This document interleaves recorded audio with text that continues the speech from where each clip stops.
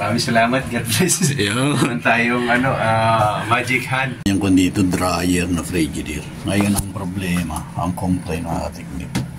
Pag sinaksak to, nasusunog o nag-titrip. Pero sinukatan ko na siya rito sa continuity kung merong shorted. Wala.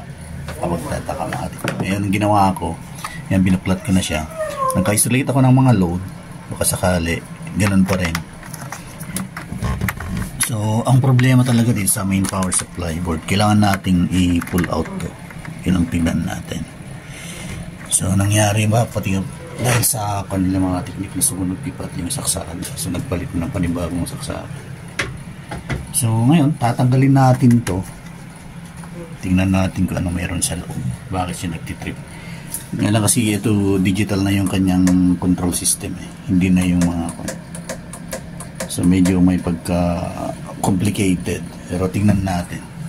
Ang mahirap lang kasi mag-trace mga technique mula rito sa power source, power line. Hindi natin nakitang may shorted eh. Walang indication na may shorted. Sinukatan ko na sa aking multimeter. Yan, balik ko lang. Yan, balik lang natin. Pagsukatan natin ng multimeter, halimbawa dito. Kaya ang ating dito. Walang indicator na shorted siya with respect to ground. Ganun din. What's more realistic? Respect to ground. Ganun din. Yeah. Yan ang technique. Ang nakapagtataka, pag saksak pa lang, pag power on, doon na siya bumibigay. Pumuputok, nasusunog. So, ayan, ito lang talagang umupan sa larin. Tingnan natin yung buksan natin. Sinaksak ko na siya. Tinanggal ko lahat ng mga wire na nakakabit sa pinaka power supply section tsaka control section. Ang nakasaksak lang yung power with respect to ground. So, okay siya ngayon. Hindi na siya nagtitrip. So, try natin ibalik isa-isa. Mahuhuli din natin kung alin dyan may problema. Try natin ibalik isa-isa. Technique yan. Unti-unti natin binabalik yan. Nagkaroon na siya ng ilaw. Pero may error. Pero dahil hindi natin kinabit yung iba pang mga wire. So, technique, nakakabit na lahat yung mga nakakabit na lahat yung mga connector. So, ang nangyari kasi kanina, binuksan ko yung board. Wala naman nakikitang kaduda-duda. Naka-intact naman yung mga pyesa eh. Kaya, isip ko. Ngayon, since ito na lang hindi nakakabit yung mga grounding ng mainboard, mukhang siguro ito yung problema. Try natin ibalik ulit kung nagka-problema to dito nga sa mga grounding na to. Kasi nakakabit na lahat yung mga wire natin. Hindi ko maipaliwanag kung anong naging nangyari. Ang ginawa lang natin, pinagtatanggal natin isa-isa.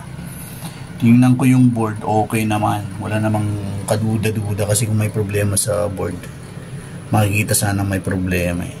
So far, okay na siya. Ibalik natin, tapos testing natin. Hindi ko may paliwanag kung anong nangyari. Kasi minsan ganun tayo, baka mamaya meron lang nag-short sa loob. Pero nung tinanggal natin, baka yun ang naging solusyon. Baka nawala yung pagka-short. So dahil siyempre nayuyug-yug minsan. So i-finalize natin, then testing natin.